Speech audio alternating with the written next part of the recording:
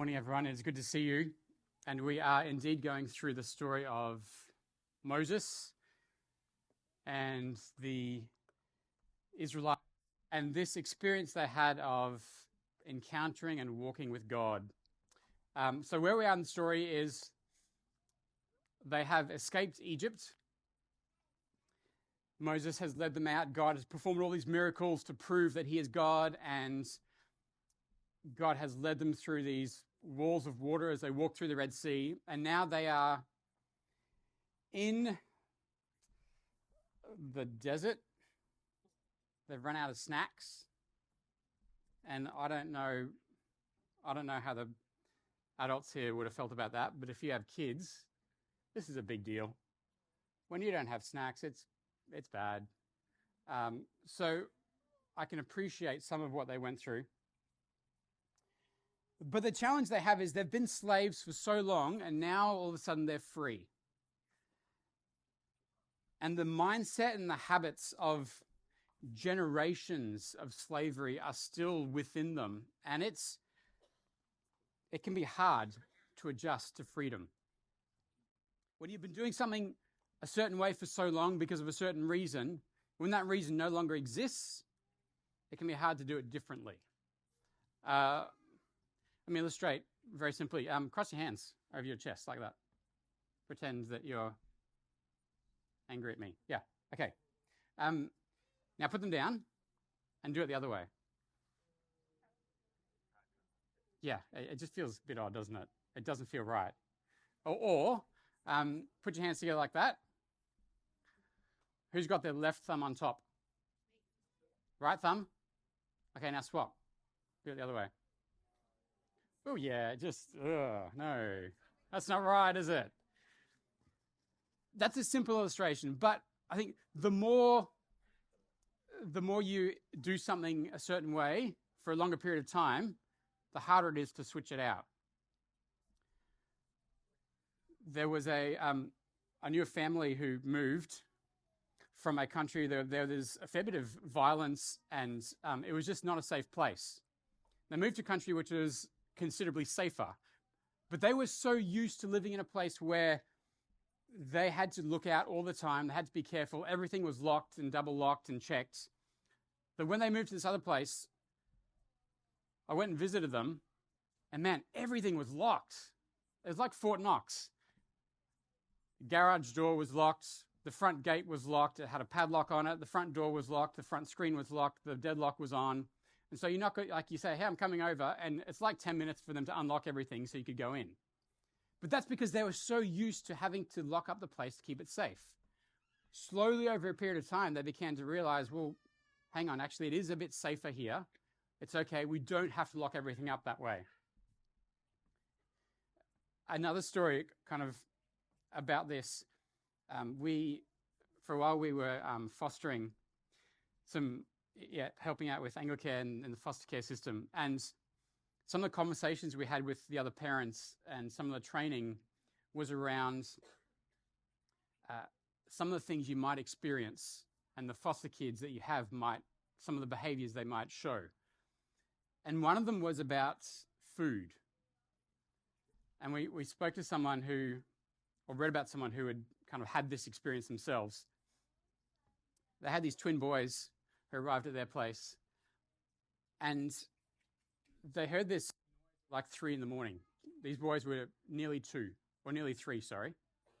And they heard this noise is about 2 o'clock in the morning, 3 o'clock in the morning, and they went out. These boys had climbed out of their cot, climbed over the little safety fences you have, the gates. They were in the kitchen, and they were just binging on food. And they were just eating. There was stuff all over the floor, and they were just eating and eating and eating. And they said, you can expect this because they've come from a situation where they don't know where the next meal might come. And so they're so used to this that when they see food, especially food they like, they will just take it and eat it because they don't know when they're going to get that next. They said over a number of years, the kids finally got used to the idea that, oh, no, hang on, we don't have to. It's okay. And I wonder if that's what it was like for the Israelites coming out of Egypt. The Exodus is not just a story of freedom from slavery to Pharaoh. It's also about how God teaches his people to live in freedom under a new and better king. And so the Israelites are getting to know God, but they don't seem to know him as well as Moses knows God. And as they do this, all they've kind of lived under, and the only way they know is what this other God had done, and that God was Pharaoh, because he was seen as a god. And as they were moving through this journey where God has delivered them into freedom, they're struggling to understand what this new God is actually like. And so we're going to look at this story, and we're going to explore it. Bibles to Exodus chapter 16. And as you're doing that, let me tell you a little bit about what their god Pharaoh was like and what they were used to. As we read back in the early parts of Exodus, we know the Israelites were slaves. They were forced to work. We know that in the beginning of Exodus, they put slave masters over the Israelites to oppress them with forced labor, and they built Pithom and Ramses as store cities for Pharaoh. But the more they were oppressed, the more they multiplied and spread. So the Egyptians came to dread the Israelites and worked them ruthlessly. They made their lives bitter with harsh labor in brick and mortar, with all kinds of work in the fields. And in all their harsh labor, the Egyptians worked them ruthlessly. You go over a few chapters to chapter 5, and you get this description of kind of how Pharaoh worked, how the Israelites then also had to live. Pharaoh says, "Why are you taking the people away from their labor? Get back to work." He goes on to say a different time, "You're no longer to supply the people with straw for making bricks. Let them go and gather their own straw, but require them to make the same number of bricks as before. Don't reduce the quota. Make them work harder so they keep working and pay no attention." And then he goes on again, "I will not give you any more straw. Go and get your own straw wherever you find it, but your work will not be reduced. Complete the work required of you each day, just as when you had straw. Why haven't you met your quota of bricks yesterday or today? You're lazy. Now get to work. You will not be given any straw, yet you must produce your full quota of bricks." And the last thing we have is, "You are not to reduce the number of bricks required for you each day." You're getting a picture of what this god Pharaoh is like. It's like work, work, work. You can't stop. You've got to keep doing it. You've got to keep hustling. You've got to keep grinding. This is what you have to do. John Mark Comer explains it this way. He says, "Their parents were slaves, and their grandparents, and their great-grandparents. Slaves to an empire that had been devouring human beings, one brick, one pyramid, one edifice at a time for centuries. An empire with an appetite so ravenous that they had to build store cities just to store all their extra stuff. An empire driven by lust for more. And Egypt, like every empire since, was an economic system built on the backs of the oppressed. To get to the lavish, opulent luxury of Pharaoh, you need cheap labor. You need slaves grinding their bodies into the ground until there's nothing left but ash and dust. Slaves don't get a day off. They work all day, every day until they die. Slaves are subhuman, a line item on a spreadsheet, bought and sold like a commodity, a means to whatever end the rich and powerful see fit. All that matters is the bottom line." He goes on to say, "And Egypt, my friends, is alive and well. We live in the thick of it. We live in a culture of more, a culture of gaping, unquenchable lust for everything. Lust for more food, more drink, more clothes, more devices, more apps, more things, more square footage, more experiences, more stamps on the passport, more follows, more likes, more. Does it ring a bell? Does it sound true? I'd suggest that most of us can relate to that in some way. And if you're feeling a bit like you're defending yourself and saying, "Well, that's not me. I know that's what other people do, but that's not how I live. That's not how I approach things." Pause and think back over the last week. Was there truly no desire at any point that you had for more? Was there truly no aspiration towards wanting something else, something more, something better over the past week or the past month? I did. Walter Brueggemann, in his book Sabbath is Resistance, says we live in a world that constantly says not enough. And it says greater effort required, which leaves us perpetually unsatisfied. We're told we need this thing or the next thing. To acquire it, we need money, which requires education or power, or sometimes both. And so the control of resources becomes paramount. We're willing to use and abuse people, the earth, to get what we need. And he sums it up by saying this: every facet of this restlessness is ground in and produces anxiety. Anxiety that finally manifests in violence. Violence against the earth that is signaled by overuse. Violence and military adventurism. Violence in the neighborhood. Violence against every vulnerable population. All of it is as old as Pharaoh's Egypt. Now, if you're content living in Egypt and being a contributor and consumer of that life, that's your call. But my guess is because you're here and because you're listening, you want or have chosen a different way, the way of Jesus, and the way of contentment and joy and peace. And as much as that might be a struggle to find at times, I guess the question is, how do you escape Egypt and find the life that God has for us? Let's turn to Exodus chapter 16. If you've got your blue Bibles, I believe it's page 81, if I'm correct. 61 in the blue Bibles. Exodus chapter 16, verse 1. The whole Israelite community set out from Elim and came to the desert of Sin. Now, the word sin there is not, as we know, sin. It is just a name in Hebrew. So don't look for any connections there, because that's not actually what the meaning says.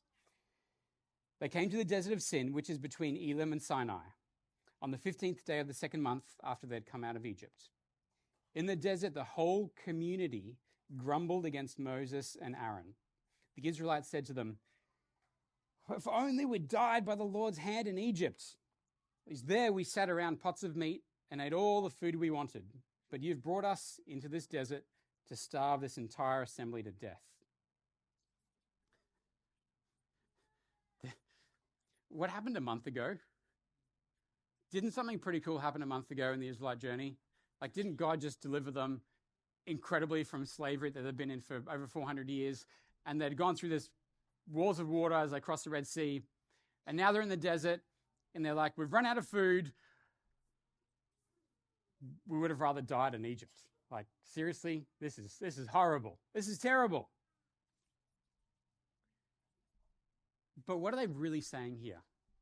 Their complaint is, yeah, we would rather die there with full bellies than out here with nothing.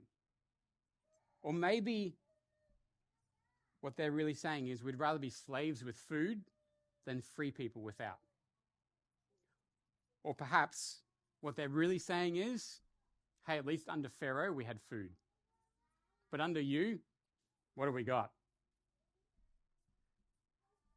And it seems like they don't quite understand what God is like.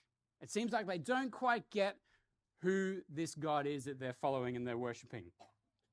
So let's read on. Verse 4. Then the Lord said to Moses, "I will rain down bread from heaven for you. The people are to go out each day and gather for that day enough. In this way I will test them and see whether they will follow my instructions. On the 6th day, they are to prepare what they bring in, and that is to be twice as much as they gather on the other days."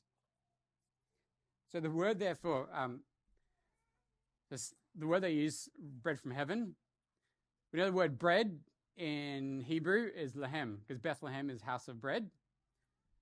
The word they use for heaven is kind of like sky. So essentially God's saying, I'm going to give you sky bread.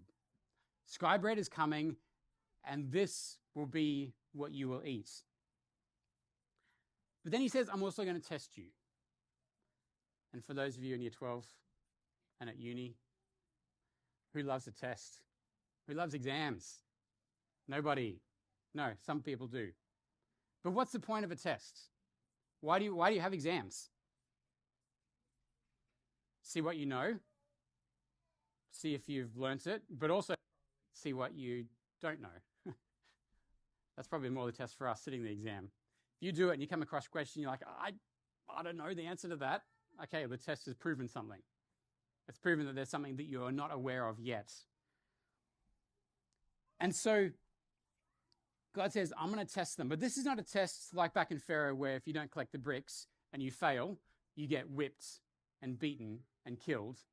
This is a test where God wants to help them get to know who he is and what he's like. Later on, when Moses is kind of giving his final speech to the Israelites before they head into the promised land, he actually says in Deuteronomy, God gave you manna to eat in the wilderness, to humble and test you, to do good for you in the end. It wasn't a test to see how bad they were, what they couldn't do. It was for their good so they could understand what God is actually like, who he is. So, what is this test? Jump over to Exodus chapter 16, verse 14. Dew falls, and when the dew was gone, thin flakes like frost on the ground appeared on the desert floor. When the Israelites saw it, they said to each other, "What is it?" Well, they said to each other, "Manna," for they didn't know what it was. Moses said to them, "It's the bread Lord has given you to eat. This is what the Lord has commanded. Everyone is to gather as much as they need. Take an omer, amount of about 1.5 kilos, for each person you have in your tent." The Israelites did as they were told. Some gathered a lot, some gathered a little. And when they measured it by the omer, the one who gathered much didn't have too much. The one who gathered little didn't have too little. Everyone had gathered just as much as they needed. Then Moses said to them, "No one's to keep any of it until morning." However, some of them paid no attention to Moses, the test. They kept part of it until morning, but it was full of maggots and began to smell. So Moses was angry with them. So what a few things come out of this. What did we learn? What did everyone had to do? Everyone had to? They had to gather. They had to go out and collect it. Everyone had to do their part. It required some effort. It didn't fall into their mouths. It wasn't some miraculous IV of nutrients. They actually had to go out and pick it up just like the kids did. They had to go and find the manna and collect it. And they had to get it in the morning, because if you didn't, what would happen? It was gone. Had to get it in the morning before it melted away. But also, everyone had to gather as much as they needed. As much as they needed. Each person got 1.5 kilos of manna, roughly. But those who got a lot, what did they end up with? Enough. Those who got a little bit, what did they end up with? Enough. No longer was this equation there where more effort equals more reward. Everyone had enough. So no one could start a manna shop selling excess manna. No one could start a manna industries selling manna oil, manna flour, manna cookies. Like, you couldn't do any of that. You couldn't keep it. You couldn't hoard it. Everyone was content with what they had because they had enough. And if they did keep it longer, everyone else around knew. Because like, oh man, someone's opened a durian. Someone's kept their manna for too long and it stinks. So you couldn't hoard it. You couldn't stockpile it like they did like Pharaoh was doing back in Egypt. The way of Egypt was not about trust and reliability. Back in Egypt, as a slave, you worked, you scrapped for whatever you could get, and that was yours, and you defended it fiercely. Here, it's a different story. And Sigve Tonstad, in his book Lost Meaning of the Seventh Day, he says, the Israelites had to be reoriented and reconditioned in preparation for living as free men and women. All their reflexes were trained for combat, suspicion, and distrust. That's the life they were so used to. And to break out of that, man, it was hard. It did not come naturally for them. But they had to trust instead of hoard. They had to trust that God would provide it again tomorrow. And then when they used all that up, that God would provide it again the next day, and then the next day. Under Pharaoh, you really never knew where your next meal was coming from, kind of like those kids. But under God, they knew that there was more manna each morning. And so for 5 days, they would gather more manna. And this is pretty cool, because this is where the miracle keeps showing up. Verse 22 of chapter 16. On the 6th day, they gathered twice as much, 2 omers for each person. And the leaders of the community came and reported this to Moses. He said to them, "This is what the Lord commanded. Tomorrow is to be a day of Sabbath rest, a holy Sabbath to the Lord.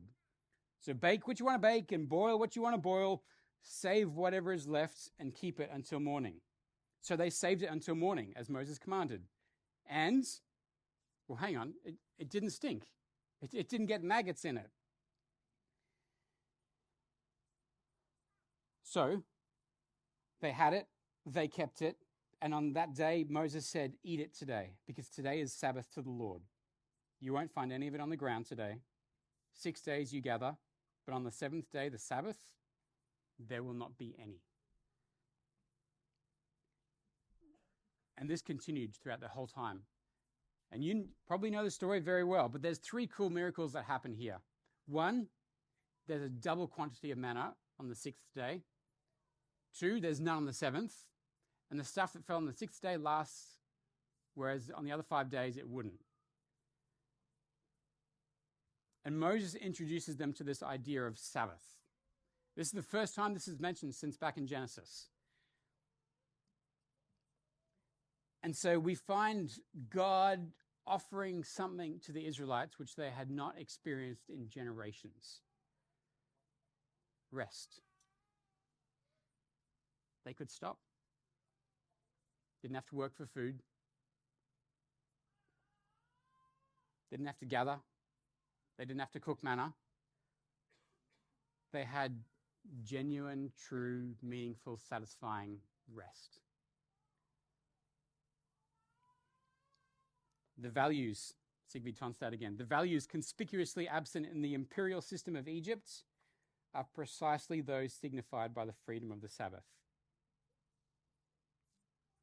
And it's the same today. The concept of the Sabbath is so foreign because it requires stopping. And in a world where it is always about working and achieving and completing and doing and ticking off and accumulating, stopping just doesn't fit into that picture. The values of the world are so different to the values of God's kingdom.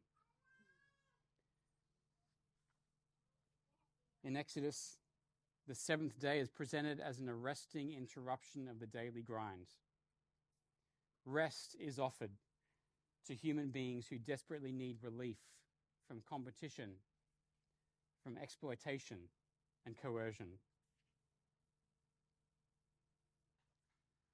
Is that you? You feel like you need rest? You feel like life is just pushing in and continuing, and it's not relenting, it's always there, and you feel like you just need to stop.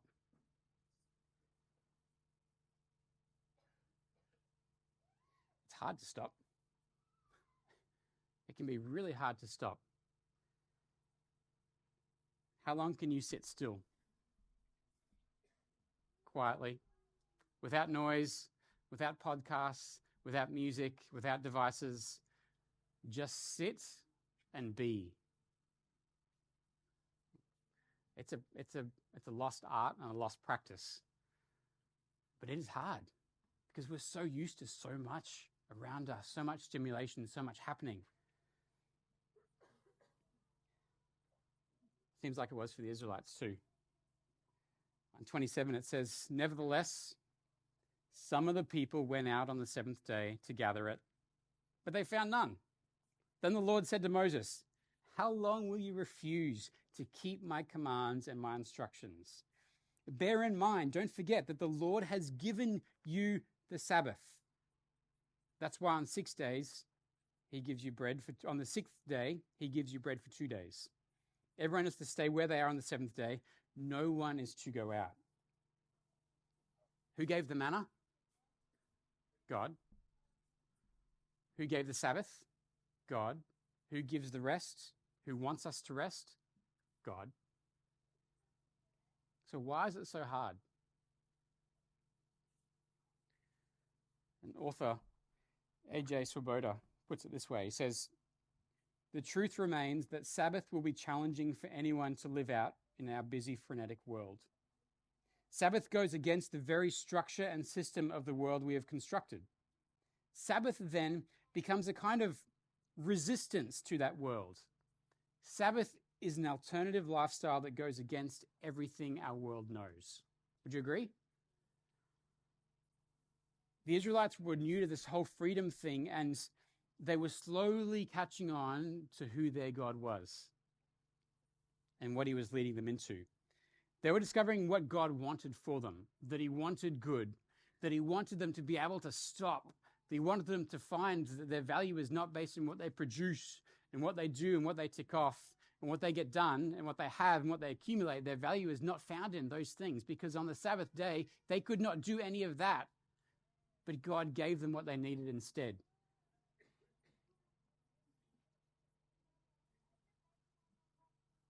They could actually be still.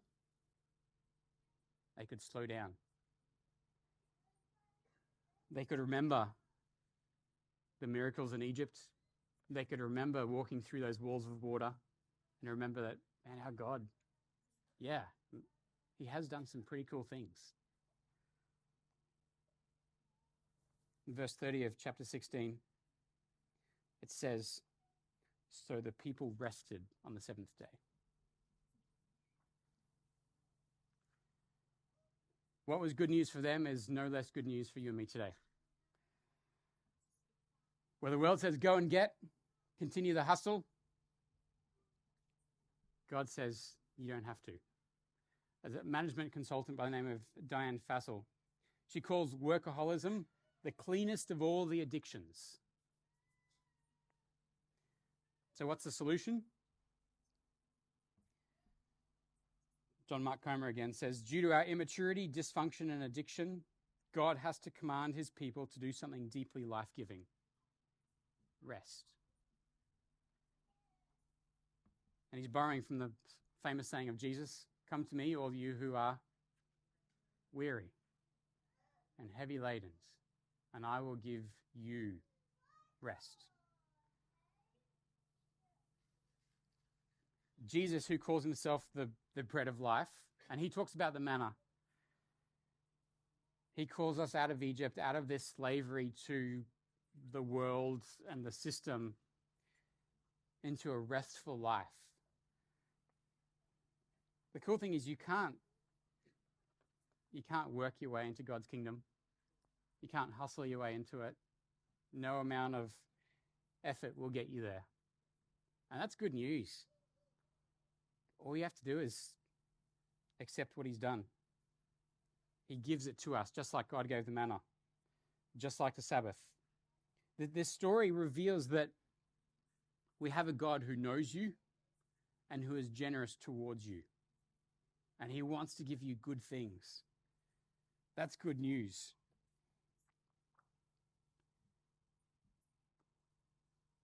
I want to wrap up soon, but give you this quote from a guy called author Jerry Scazzeri. He captured what this reminder is for you and me. And he says, "Sabbath is the one day of the week I most believe and live out the fundamental truth of the gospel. Because I do nothing productive, and yet I experience being utterly loved." It's the one day of the week I most believe and live out the fundamental truth of the gospel, because I do nothing productive, and yet I experience being utterly loved. Now, we talked about those foster kids hoarding food.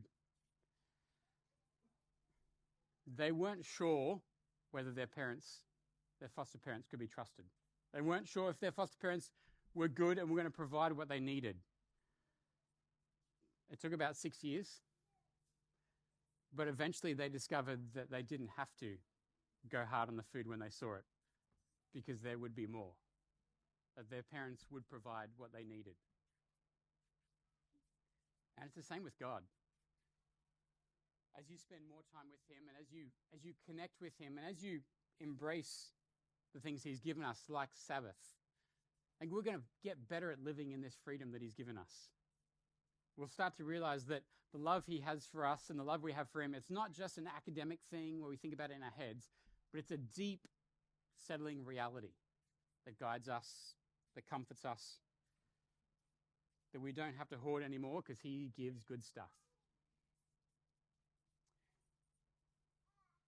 I'll invite the band up as we get ready to sing our final song. But for you, Sabbath may be a regular practice. It may be something that you engage in. And I don't just mean Sabbath as in coming and gathering together here. Yeah, this is part of it. But Sabbath is this beautiful time for 24 hours where you get to rest, stop, reflect about God's goodness in your life over the past week. So you might have practiced this for a while, or it might be something very new to you. But either way, I want to invite you to continue to experience God's goodness through Sabbath. Be reminded through the Sabbath that you have been freed from what the world does. That you're no longer tied to what everyone else has to do. You don't have to worry and get stressed out by the schedules and the production and the quotas, the performance. Yeah, there's a reality that we need to face some of those things, but we are not defined by those things, and our value is not based on whether we complete those things. Sabbath says you're no longer slaves to that. You're free. You can start trusting God for what you need. I want to invite Crystal up as well. She's going to read something to you. And as she does, it's an opportunity to just sit back, reflect on the words that she says, and be mindful of what God is speaking to you in this moment. The demanding, relentless brick quotas kept arriving at daybreak for our ancient mothers and fathers. They faced the harshness of harassment, the heat of the kilns, the bristles of straw collected. And then, abruptly, all that ended. Because you, Lord of liberty and justice, in an instant on a dark night, you led our mothers and fathers out of the bondage, in singing, in dancing, and in joy. We remember that ancient bondage. We recall the flash of your emancipation. We know that bondage now among us, bondage of our caves, of self-preoccupied insular living, bondage of our tribes, of the like-minded in fear of all others, bondage of the market and our mad chase after more, bondage of theatre, where we live make-believe lives. But we ourselves also know the flash of your emancipation. And because of that flash, we know who you are. We know the future you would give us. We know your passion for justice. We know your deep, deep love for us and for our world. And so we love you back, wholly, without compromise or distraction, with all of our heart, with all of our mind, and with all of our soul. We will not so passionately love another because you are the source of our life and our future. We give you praise for your ancient deliverance. We give you thanks for your liberating presence with us now. We give you honor and glory for your good future to which you summon us. You are the one who makes us free at last, and we love you. Amen.